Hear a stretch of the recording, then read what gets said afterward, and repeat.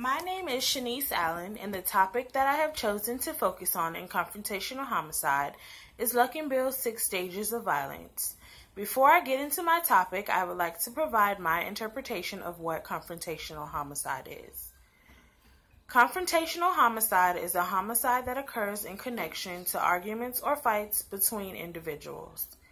There are 2 types of confrontational homicides: victim-precipitated homicides and situational transactions. Victim-precipitated homicides occur when the victim does something to provoke the offender. An example of this from the text is a woman who kills her abusive lover. In turn, the lover may have saw the woman as a threat. Situated transactions are homicides that occur from one or both of the parties not wanting to look like the weaker individual. Luckenbill's study emphasized situational transactions, and they are what are used in describing the 6 stages of violence. In his study, he found that most of the homicides occurred between 6 p.m. and 2 a.m. and during times of leisure such as dancing, partying, and drinking. 60% of the cases occurring between relatives or friends.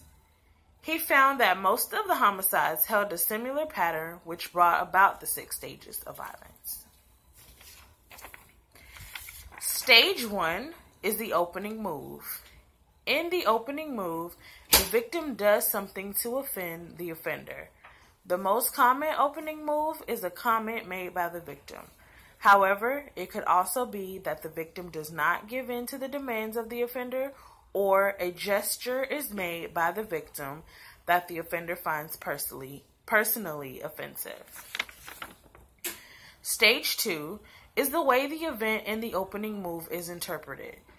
The offender views what the victim did to be offensive. It doesn't matter if the victim meant it to be, it matters how the offender interprets it. Stage 3 is where the offender retaliates to save their reputation.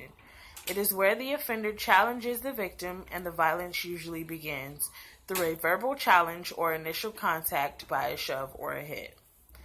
Stage 4 is where the victim stands up and fights back to save their reputation and not to appear weak to others around at the time. Stage 5 is where the violence between both parties escalates and where the weapon usually comes into play. Luckenbill noted that in some cases the offender left to retrieve the weapon, and in others they would simply use whatever was available. Stage 6 is the final move, and the steps the offender takes after the homicide occurs. There are 3 common final moves that the offender may take. 1, the offender may flee the scene. 2, the offender may wait for the police to arrive.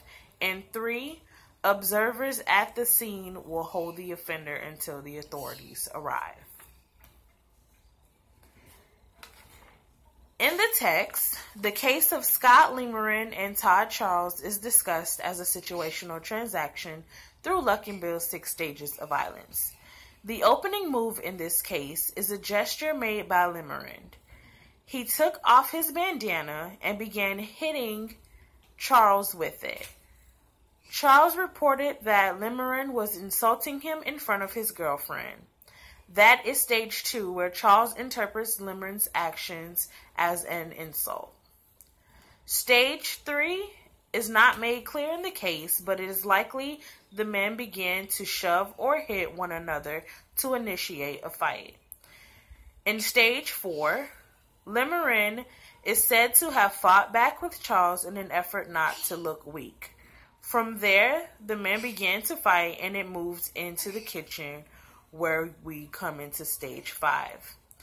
In this stage, a fork is grabbed, which is used as the murder weapon. During the scuffle, Lemerin was stabbed with the fork and was reported as clutching his chest and falling to the ground, where he died. In stage 6, Charles waited for the authorities to arrive, mainly in part because the incident took place in his home. Thank you. This has been my presentation.